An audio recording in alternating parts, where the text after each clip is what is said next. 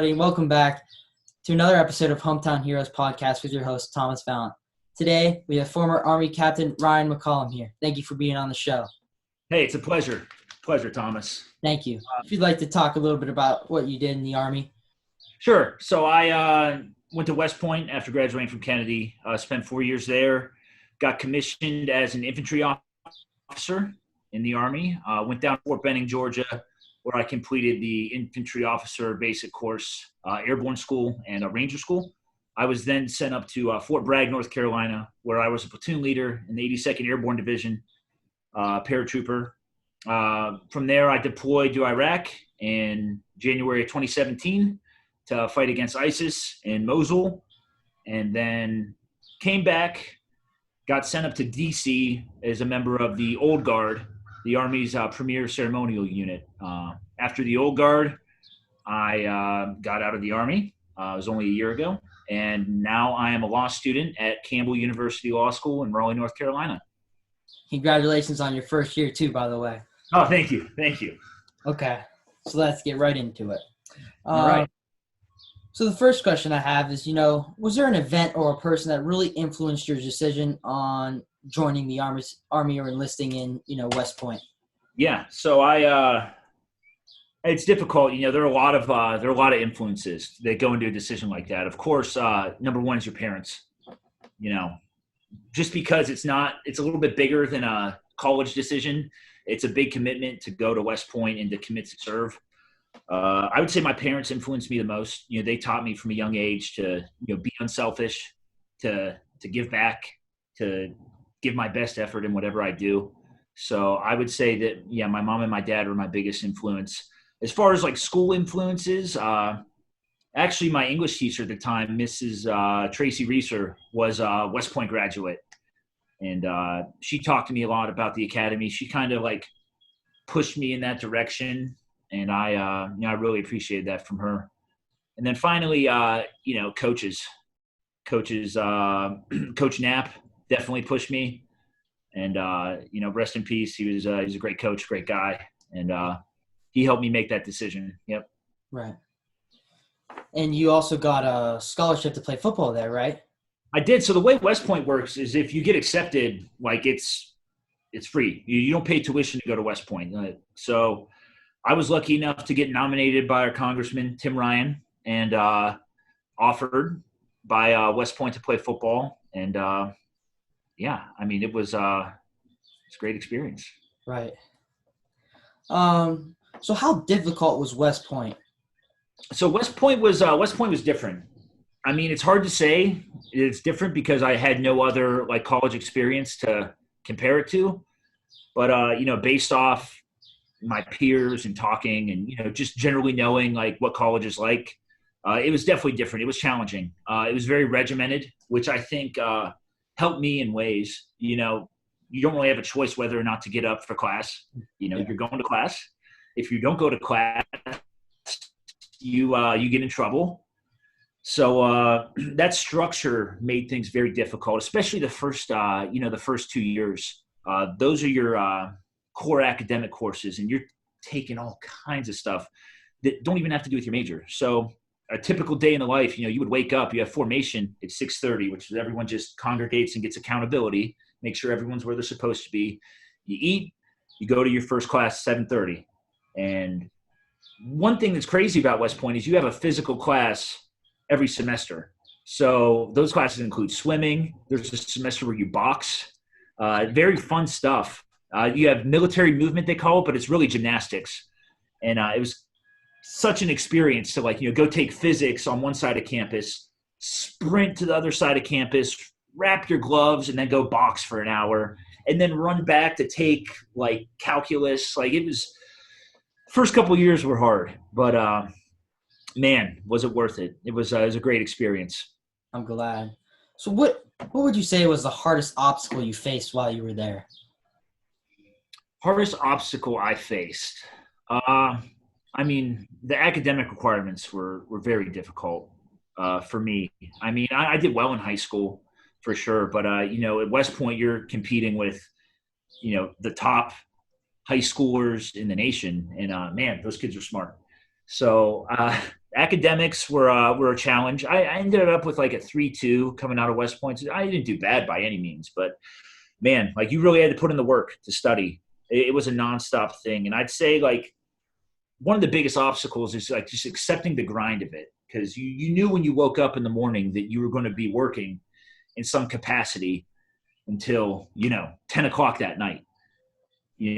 So class, and as soon as class is over, practice. As soon as practice is over, lift. As soon as lift is over, I mean, you got at least 4 hours of homework, and then you wake up and do it again. So it was the grind was probably the biggest obstacle, I would say. Yeah. It's just a question that I kind of wonder a little bit about is, what war movie or, what military movie is the best representation of what you guys do? Man, so it's hard to say for West Point. There are a lot of like old school movies about like black and white movies. I think one of them is called like the Old Corps, and they definitely like kind of exaggerate the whole cadet experience. It's hard to think of a movie to talk about now in cadet terms. In military terms, it's also hard because, as you know, like Hollywood exaggerates everything. It's hard to find an accurate representation of like what I do as an Army officer. I think one, excuse me, I think one movie that I enjoy just about the Iraq War in general is Jarhead, which I was not enlisted and I was not an EOD, an explosive ordnance guy, like in the movie. But I thought that movie was really well done, just talking about like the different elements of stress and the different like, just the day to day and the monotony of a deployment. But I can't even think of a cadet movie, to be honest with you. So right, that one's tough. But the reason I asked that was because I think that there can be a misunderstanding of what you guys actually do. But sure. What Hollywood's portraying and what you guys do is like, you're showing, you guys have work hard, the dedication you guys have, and stuff right. like that. Well, yeah, there's it's hard to think of a movie to kind of like hit the nail on the head, specifically like in terms of like what we did in training and what we did while deployed. A lot of it was advise and assist, which you don't really see in many movies, but that's working with the Iraqi army to like teach them how to better defend themselves and how to, for lack of a better phrase, do it on their own. You know what I mean? So that's something that's rarely caught, I think, in Hollywood in the movies, because it's not flashy. Teaching other people how to, properly, maneuver and fire and utilize their logistics. It's not funny. It probably doesn't sell. It's not action packed, but it is a big piece of what we did. I've actually never heard that, and that's like something interesting. And I think that's a great thing that you guys do that for them. That's definitely well because after like what, 18 years over there, there's some sort of sentiment that like, okay, we should teach them how to do this so we don't have to stay over here. Right. Know what I mean? So that's, I would say in the past, like, I deployed, it's been 3 years since I deployed, but I'd say like probably like 3 to 4 years even before I deployed, like it started to shift towards more of an advise and assist role. They're like, hey, hopefully we can, create a culture over there, create practices over there to where they can, properly defend their own country and, don't need to rely on us so much. Right. We still provide a lot of like logistical communications, technology, all that stuff. We still provide it in spades, but it's like the boots on the ground. We did a lot to try to like make those Iraqi boots rather than, American boots wherever we could. Right. Okay. So the next question that I have for you is, how does your training really prepare you for, real life situations, in combat? Yeah. So, it's necessary. Good training is, it's a cornerstone. Like it's repetition. And by the time you're in a scenario where you have to utilize that training, it's just, you don't really think about it. It's almost like, if you play a sport, you've let's just say, football, for example, you've practiced tackling so many times, when you meet someone in the hole, you don't think about where your head's going. You just go in and you tackle because that's what you have to do at that time. So good training is necessary because the good repetitions build good habits, and then good habits turn into reflexes rather than decisions, if that makes sense. And it's key to make sure you have good training, because if you have bad training, you're going to learn the wrong things. You're going to validate, practices that you shouldn't be validating, if that makes any sense. Right.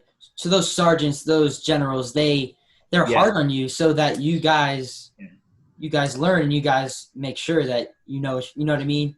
Like, yeah, you have to be. I mean, it's got to be a zero tolerance for failure. And I think the biggest place I learned that was Ranger School. I mean, Ranger School was incredibly hard, and standards there are incredibly difficult. It's difficult to pass, and there was surely no tolerance for failure, because look at the price of failure. In a combat situation, I mean, that's lives, that's millions of dollars. I mean, it could be anything. But once you're out of training, I mean, it's not a game anymore. It's real, and I think they have to be hard on you because the stakes are so high. And the same goes for your police and your firefighters. Like, those guys are dealing in life and death scenarios, so their training needs to be a zero tolerance kind of environment.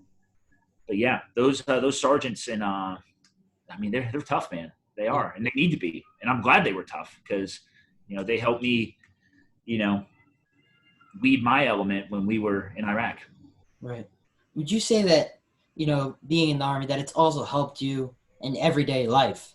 Oh, 100%. 100%. And I think that became very apparent when I made the transition to law school this past year, because first year of law school was notorious for being a tough experience as well. And I think I was so much better equipped to handle stress, and I was so much better equipped to like manage time than some of my peers at law school. That, I mean, it really, like, it was still difficult, but I wasn't, I never let it get the best of me. I knew that the Army will teach you, like, there's a way to do this. Like, you just need to calm down and map it out. And that's probably the biggest thing I take away, besides like just the general, planning aspect. Because I mean, as an officer, you're primarily a planner. So, my calendars, like, I backwards plan everything out like 2 months. That's helped me out a lot too. But I guess I'm going in a circle right now, but to answer your question, the Army absolutely helped me out in everyday life. Right. Sure. Yeah. I've read this book. It's about Admiral Raven, I'm pretty sure his name is. And he talks about how, like, making his, the Navy SEALs. Oh, is that the guy who make your bed in the morning? Yeah, like, yeah. You can control it, so control what you can control. Right. Yeah, I think there's something to be said about that, for sure. It's one of those things you don't realize until you're out of it. Like, when I was a cadet and I had to make my bed every morning, I was like, this is dumb. Like, I have to be to class. I have so much stuff to do. Like, why am I taking 10 minutes to make a corner of my bed, like, perfectly 45 degrees? But then, once you reflect on it, it's like, okay, it wasn't just that moment. It was the act of, like, taking the time to do it right and recognizing that there is a right way to do it. And, there are consequences for not doing it the right way. And that's the lesson you learn. Is it important you make your bed with a 45-degree fold? I mean, not really. That's not life and death. But something that small can be the difference one day. And I think that's a lesson that they, it hurts to learn, but it's a good lesson that's definitely useful. I mean, one of my favorite sentiments to kind of like think about, what I learned from the Army is that, pain is a reflex, but suffering is a decision. Like, so pain, like, you can't stop yourself from feeling pain. That's your body's way of telling you, like, hey, like, fight or flight. But, to get in that state of mind where you're like, start feeling sorry for yourself and start feeling bad for yourself, that's a state of mind that you can control. And you can either choose to overcome that pain and achieve the goal, can get into that sorry state of mind and ultimately not achieve it. So that's something I still take with me today. Yeah, I really like that saying about the pain and the suffering. I really do. One of my favorites. Yeah. So one of my goals in this podcast is to help give appreciation and a sense of blessing to heroes just like yourself. So, being deployed to Iraq and going on a mission trip to Ecuador, how did that give you a better sense of appreciation for what and who we have in America? Those are pretty transformative experiences for me. Just Ecuador is my first time out of the country. And I was, besides Canada, but, it's a lot like America. But, Ecuador was different. That opened my eyes to how most of the world lives. Most of the world lives in poverty. Most of the world does not have access to running water. And I think that's a reality that, we don't really think about, being born and raised in the United States, because most people do have running water. And, even our standard of poverty is very different from what like the world at large would consider poor. Mm-hmm.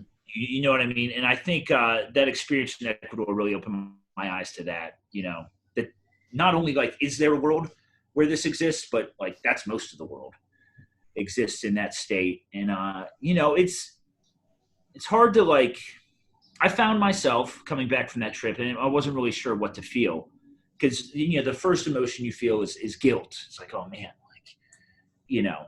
it seems almost kind of like a luck of the draw thing that I was born in America with, this and that. Right. But I think what it translated to for me was a call to serve. It's like, okay, like, if I've been blessed with this life, I should do something to give back, in any way I can.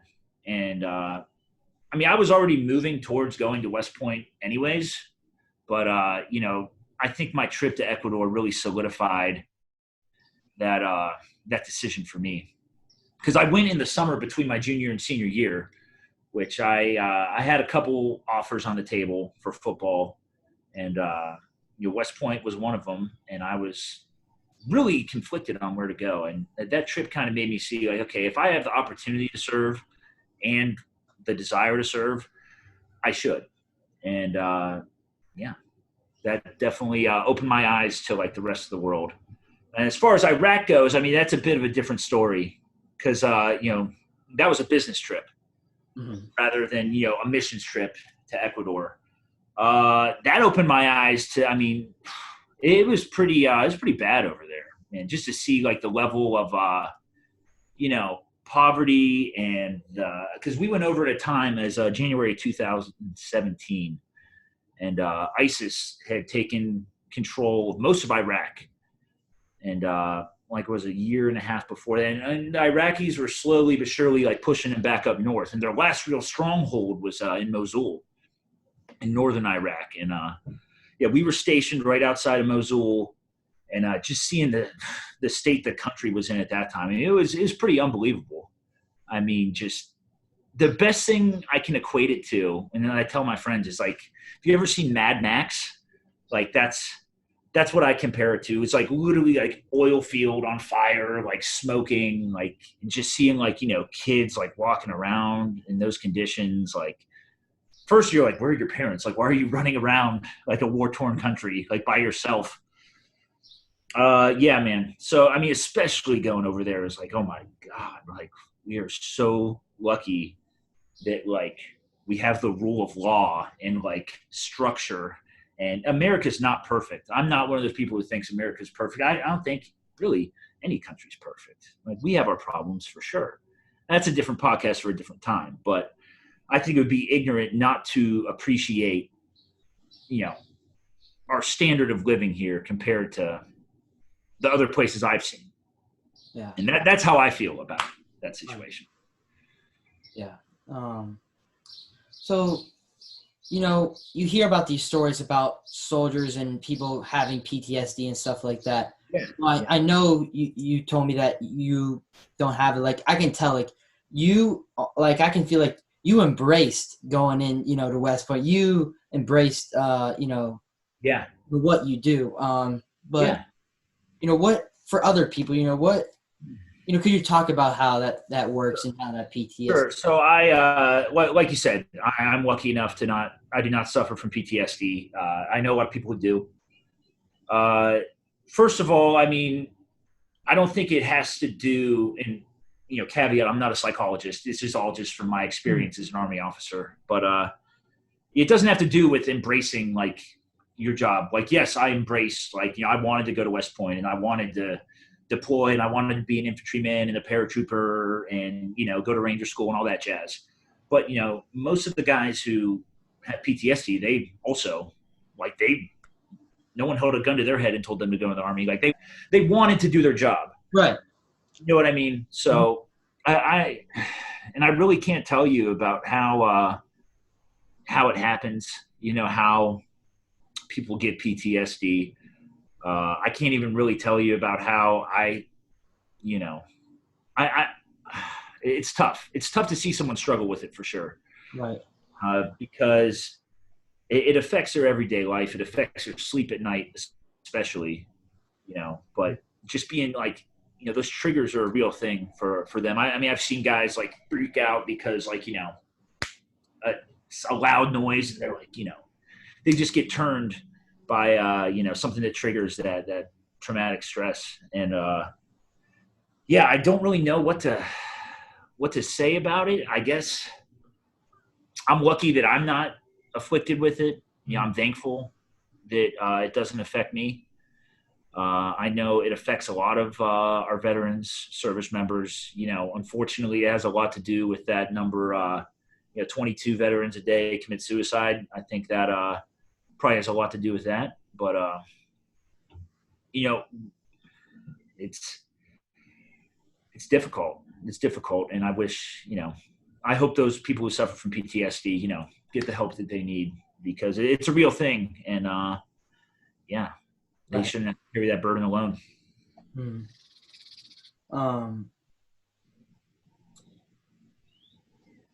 So, I've asked this question before, but I've gotten many different responses. So, maybe you can, say something about this, but as, being deployed when you were in Iraq, was there any fear that you may not come home, one day? Yeah. I mean, of course. Mm-hmm. I mean,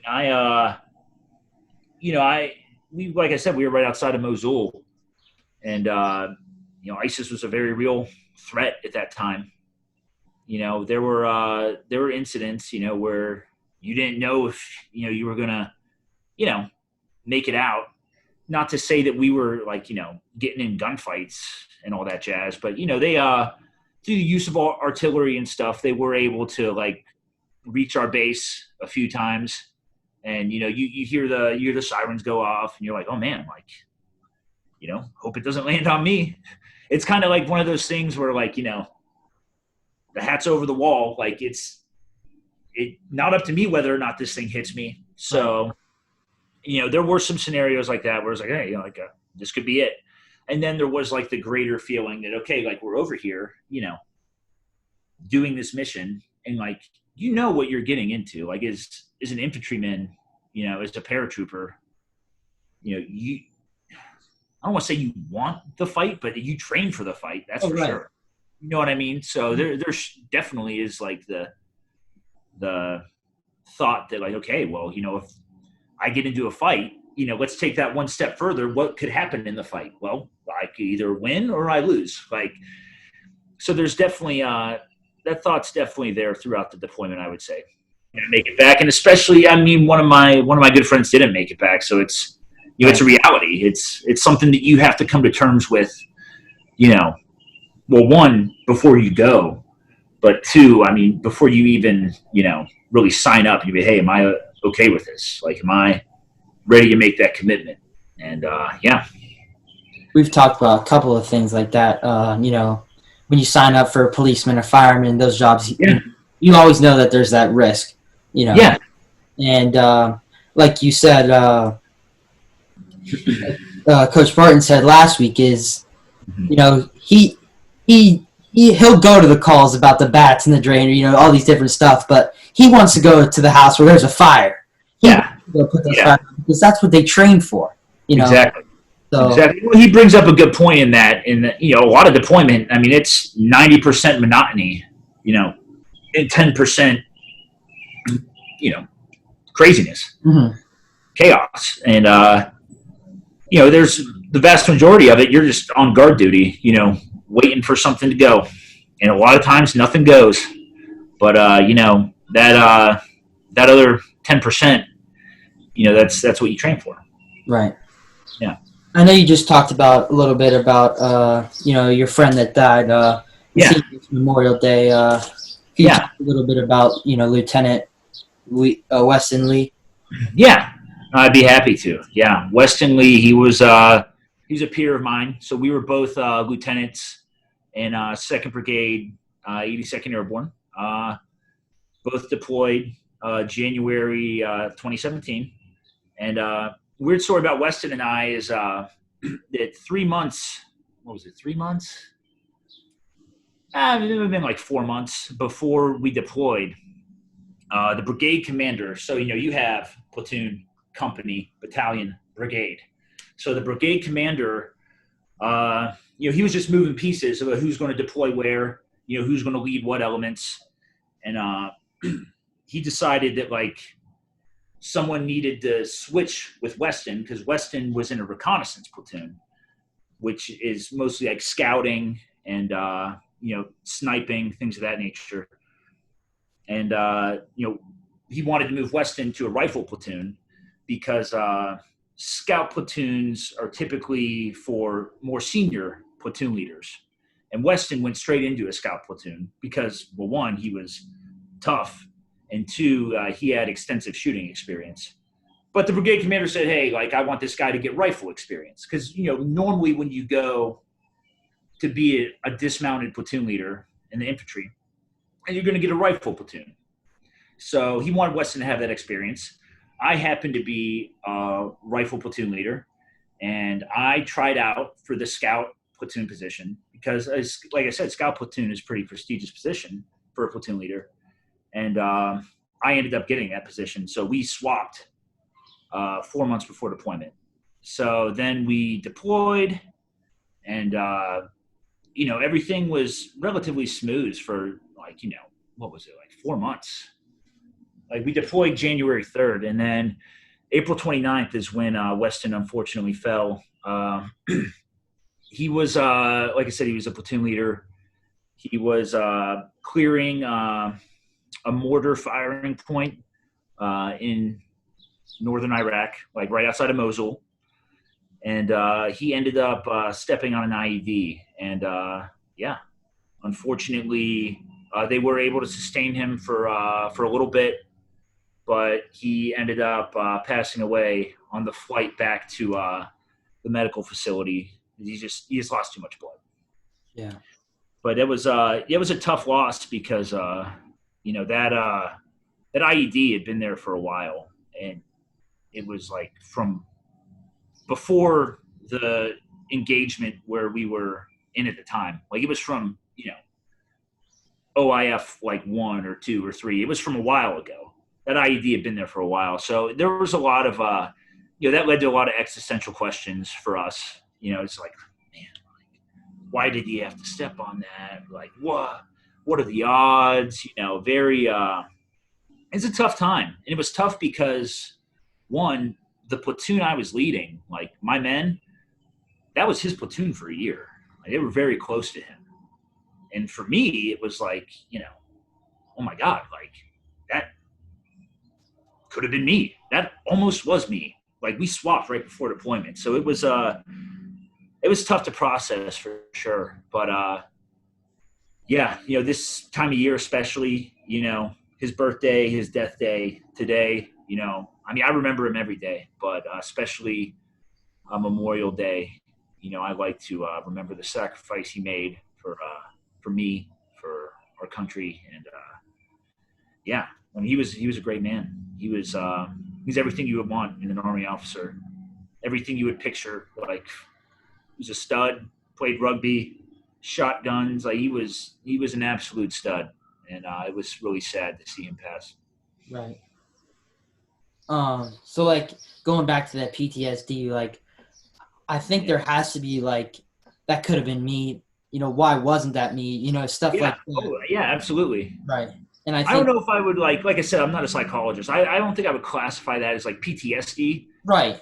but there's certainly, for a while, and still sometimes, you get lost in your thoughts, and it's like, oh my god, like, Hmm. you know, that should have been me. It's crazy, and it was like I said, it was difficult to process when I first got back. Uh, makes you ask a lot of questions about like, why. Like that's the biggest question is why, and then you have to find a way to accept that there really isn't an answer to Right. why. Not just like in his scenario, but like there's a lot of like whenever an innocent child dies, it's like why it's like the same kind of questions can pop up. And I think eventually after like a year, and thank god I have my wife to help me through that time, and you realize you learn to accept that you're never going to get an answer to that. Hmm. The only thing you can do to honor their sacrifice to their life is to just keep living, Right. be a good Yeah. person. It's like too. You said like you guys are with each other every day for 360 plus days. Spending all this time together, and then you form a special bond too. We talk about that pretty much every episode is those bonds too. And when someone like that close to you, Yeah, that can be very yeah. people. It was tough, man. I mean, Yeah. there's no two ways about it. I mean, he Right. was a great man.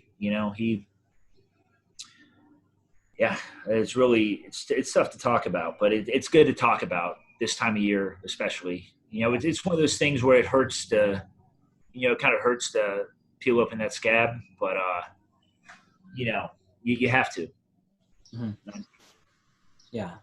That's really the only way it's still real is it hurts, and I think it's our duty to remember, those who made that sacrifice every day, but especially Memorial Day.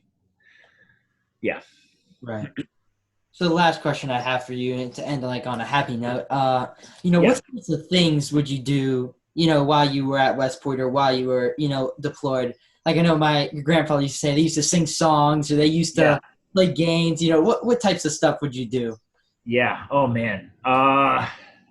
All kinds of stuff. Especially as an infantry, as an infantry officer, you spend a lot of time in the woods with the boys, and like you love those guys more than anything. And it is some of the funniest guys you ever meet in your life, like just ripping on each other. I would say that was how like we passed the time mostly, is like just listen to the like really the class clown, like the platoon funny man, just rip on people. And the most beautiful thing about an infantry platoon is you have like, you have a 26-year-old, you know, rich kid from Idaho who went to college right next to, someone who came straight out of high school from, El Paso, to someone from Maine. It's just the diversity and the dynamic of like those guys like bantering with each other.